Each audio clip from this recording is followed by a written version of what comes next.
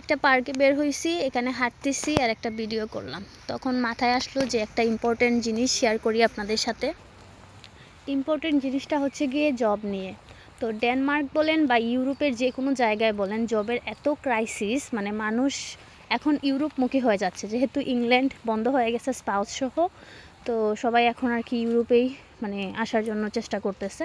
তো আমি যেহেতু ডেনমার্কে আছি, আমি ডেনমার্ক নিয়েই কথা বলবো। তো এখানে আসার পরে প্রথমেই আমাদের যে মিশনটা সেটা হচ্ছে গিয়ে জব খোঁজা। তো আমরা যত বড়ই প্রফেসর হই না কেন, জবটা পেতে আমাদের অনেক টাইম লাগে। মানে ওরা ওদের ড্যানিশ ল্যাঙ্গুয়েজ ছাড়া আমাদেরকে এত প্রায়োরিটি দিবে না। মানে ওদের ল্যাঙ্গুয়েজ যদি আপনি জানেন তাহলে তো অবশ্যই ভালো প্লাস পয়েন্ট, আপনি এসেই আপনি একটা প্রফেশনাল জব পেয়ে যাবেন। কিন্তু আপনি যদি ওদের ল্যাঙ্গুয়েজ জানেন না, তাহলে আপনাকে এই যে রেস্টুরেন্ট বা ওর ধরনের যে কাজগুলো আছে এটা কি আপনাকে খুঁজে বের করতে হবে। তা আমি জাস্ট আজকে আপনাদেরকে কিছু টিপস শেয়ার করব, যেটা ফলো করলে আপনার উপকারে আসতে পারে। তো সেটা হচ্ছে গিয়ে জবটা খোঁজার জন্য আগে আপনি যেহেতু বাংলাদেশে যখন ভিসাটা পেয়ে যাবেন, যদি আপনি বাংলাদেশের স্টুডেন্ট হন আর কি, বা স্পাউস সহ আসতে চাচ্ছেন, তো আপনি যদি আসতে চান মানে ইউরোপে, তখন আপনি কি করবেন, যখন আপনি ভিসা পেয়ে যাবেন তো তখন হচ্ছে গিয়ে সাথে সাথেই আপনি একটা সিভি বিল্ড আপ করে ফেলবেন। তো সিভিটা কি কাজে লাগবে, এখানে আসার পরে আপনাকে সিভিটা প্রিন্ট করে আনলে তো ভালো, না হলে এখানে প্রিন্ট করাবেন। তো তারপরে হচ্ছে গিয়ে আপনি এখানে আসার পরে সকালে বের হবেন, মানে কোনো দোকান সাইকেল থেকে ধরে এমন কোনো দোকান বাকি রাখবেন না, সব দোকানে আপনি সিভিগুলো ড্রপ করবেন।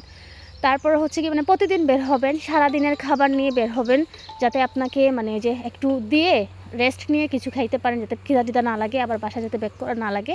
মানে সারাটা দিন আপনি সিবি ড্রপ করবেন।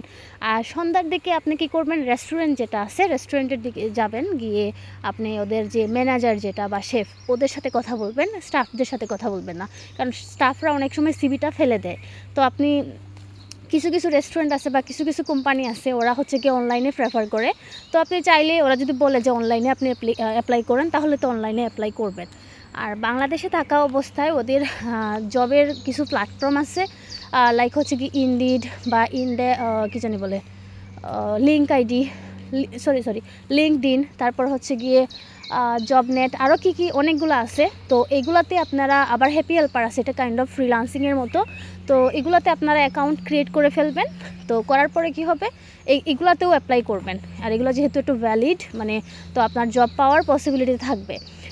তারপরে হচ্ছে গিয়ে আপনি জব খোঁজার পরে যদি আপনারা 1 সপ্তাহ 2 সপ্তাহ মানে এরকম করতেই থাকেন, তাহলে ইনশাল্লাহ আপনারা জব পেয়ে যাবেন তাড়াতাড়ি আর কি। তো আপনাদেরকে এটাই যে জব পাওয়ার জন্য আপনাদেরকে এটা লিগেল যে ফর্মটা আছে এটা আপনাকে ফলো করতে হবে। না হলে আবার কিছু কিছু বাঙালি কন্ট্রাক্টর আছে বা ইন্ডিয়ান বলেন পাকিস্তানি বলেন, এদের আন্ডারে কাজ করলে আপনাদের লাইফ পুরোটাই হেল হয়ে যাবে। এক তো আপনাদের অর্ধেক বেতন ওরা নিয়ে নেবে, তাছাড়া অনেক সময় দেখা যায় ওরা যেহেতু ওরা ক্যাশেই দেয় বেশিরভাগই, তো অনেক সময় আপনার টাকা দিবে না। তো এটা একটা হ্যাসেল। আর আপনি যেহেতু এখানে বিদেশে আসছেন, নিশ্চয়ই আপনি ব্যাকআপ নিয়ে আসবেন 3 মাসের, মিনিমাম 3 মাসের, আর ম্যাক্সিমাম আনতে পারলে তো ভালোই, যেটা আপনার পকেটের উপরে ডিপেন্ড করে। তো এগুলো আনার পরে সবসময় তো আর ব্যাকআপ থাকবে না, অনেক সময় ব্যাকআপটা শেষ হয়ে যাবে। তো আপনাকে তো বিকল্প কিছুটা করতে হবে, মানে এখানে কাজ ছাড়া আপনার কোনো বাঁচার কোনো ওয়েই নাই আর কি, মানে সারভাইভ করাটা। কারণ ইউরোপ অনেক সুন্দর, ওই যে দেখতেছেন না একটা পার্কে, মানে এই ধরনের পার্ক আনাচে কানাচে ভরা। তো এত সুন্দর সুন্দর জায়গা মানে দেখলে মন ভরে যায়, কিন্তু যখন মনে হয় যে আপনার কোনো কাজ নাই বা টাকার চিন্তায় না, এই সৌন্দর্যগুলো না অসুন্দর হয়ে যায় আর কি। সো আপনারা এটা ফলো করতে পারেন, ফলো করলে আশা করি তাড়াতাড়ি জব পেয়ে যাবেন। তো এখন গেলো জবের কথা। তারপরে হচ্ছে গিয়ে বাসা যেটা, তো বাসা তো আর জবের আগেই নিশ্চয়ই আপনাকে আগে থাকার ব্যবস্থা করতে হবে, কারণ নতুন একটা দেশে আসবেন, থাকার ব্যবস্থা তো বাংলাদেশ থেকে আপনাকে করে আসতে হবে। এই যে ডেনমার্কই বলেন বা অন্য ইউরোপ দেশেই যান না কেন, ওদের পার্সোনাল একটা মানে ফেসবুক গ্রুপ থাকে বা যেটাই থাকে, কারণ বাঙালি কমিউনিটি আছে। তো ওইখানে আপনারা ঢুকে কী করবেন, বাসা মানে ওরা অনেকে রেন্টে দেয়, অথবা ওদের যে অফিসিয়াল যে ওয়েবসাইট থাকে অনেক সময়, যেমন s.dk, ওইখানে আপনারা বাসা অ্যাপ্লাই করে নিতে পারেন। যদি পেয়ে যান বাসা, তাহলে তো আপনারা সিপিআর সহ পেয়ে যাবেন, মানে অ্যাড্রেস সহ পেয়ে যাবেন।